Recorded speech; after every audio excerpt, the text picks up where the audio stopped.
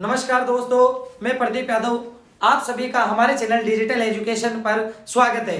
कल हमने देखा था चैप्टर नंबर 2 पॉलिटिकल साइंस की जो बुक पढ़ रहे हैं 12th क्लास की, उसमें चैप्टर नंबर 2 है हमारे एक दल के प्रभुत्व का दौर। एक दल के प्रभुत्व की हम बात करें तो वो दल था कांग्रेस दल। कांग्रेस दल की यदि हम बात करते हैं तो हम देखेंगे अब लोकतंत्र को स्थापित किस प्रकार किया गया भारत देश के अंतर्गत, जिसके अंतर्गत कांग्रेस पार्टी का प्रभुत्व रहा था। हम बात करते हैं भारत में लोकतंत्र को स्थापित करने की प्रमुख चुनौती क्यों थी, क्योंकि उस समय भारत देश का आकार बहुत बड़ा था। हमने देखा है इतने बड़े देश के अंतर्गत लोकतंत्र को स्थापित करना एक बहुत बड़ी चुनौती है। हम बात करते हैं कि भारत देश को 15 अगस्त 1947 को आजादी दी गई।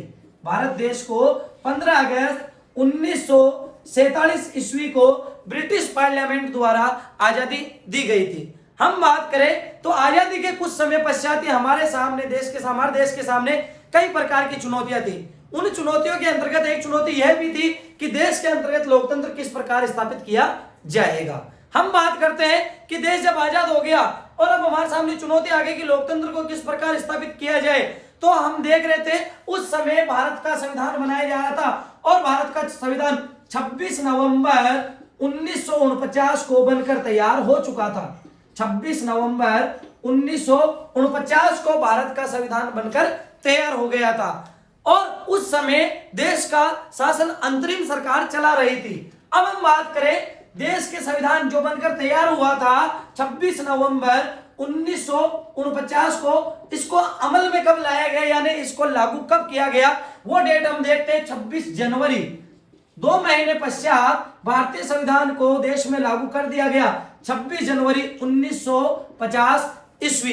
अब हम बात करें कि देश के अंतर्गत हमने संविधान तो लागू कर दिया, लेकिन इतने बड़े देश के अंतर्गत जिसका आकार बहुत बड़ा है, जिस समय भारत की आबादी को देखकर हमने ये सोचा कि भारत देश में लोकतंत्र को किस प्रकार स्थापित किया जाएगा।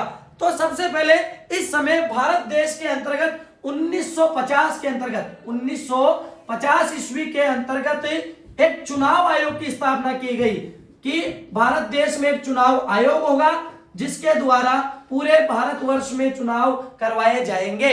अब हम बात करते हैं भारत देश के अंतर्गत चुनाव आयोग की कि चुनाव आयोग का क्या कार्य था, चुनाव आयोग ने किस प्रकार भारत देश में शासन चलाया था। क्योंकि आजादी के पश्चात ही इस बात का अंदाजा लगाया जा रहा था कि इतने बड़े देश के अंतर्गत सार्वभौमिक मताधिकार द्वारा निर्वाचित सरकार द्वारा शासन चलाया जाना चाहिए, जो एक प्रकार से लोकतंत्र पर आधारित हो, जिसके अंतर्गत जनता अपने प्रतिनिधियों को चुनने का अधिकार रखती हो। इस बात को देखते हुए भारत देश में 1950 को एक चुनाव आयोग का गठन किया गया, जिसका प्रथम आयुक्त बनाया गया सुकुमार सेन को। चुनाव आयोग का प्रथम आयुक्त की हम बात करते हैं, प्रथम आयुक्त बनाया गया था सुकुमार सेन को। चुनाव आयोग के प्रथम आयुक्त कौन थे? सुकुमार सेन। इन्होंने इस समय इनको चुनाव आयोग का प्रथम आयुक्त बनाया गया।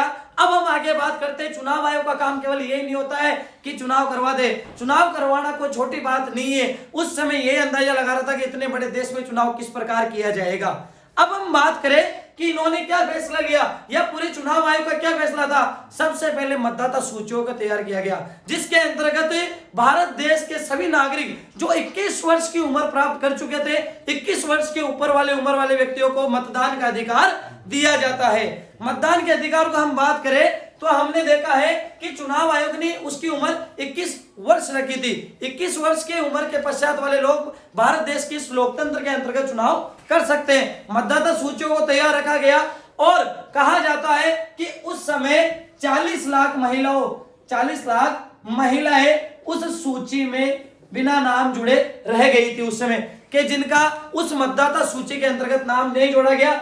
40 लाख महिलाएं ऐसी थी, 40 महिला लिख दिया था यहाँ, 40 लाख महिलाएं ऐसी थी जिनका मतदाता सूची में नाम जुड़ने से रह गया था। इन 40 लाख महिलाओं को अल्लाह की बेटी और फल्ला की बीवी के नाम के रूप में दर्ज किया जाता है। अब हमने ये देखा था कि इतने बड़े पैमाने पर यह काम पूरे विश्व में एक तरफा हो रहा था कि इतने बड़े आकार वाले देश के अंतर्गत लोकतंत्र को स्थापित किया जा रहा था। हम बात करते हैं इस समय पहले चुनाव आयोग ने, जो चुनाव आयोग था 1950 में गठित किया गया, उसने पहले चुनाव के अंतर्गत 17 करोड़ मतदाताओं की सूची बनाई कितने की बनाता है वो 17 करोड़ मतदाताओं की सूची बनाई जाती है, जिसके अंतर्गत वह 17 करोड़ मतदाता द्वारा 3200 विधायक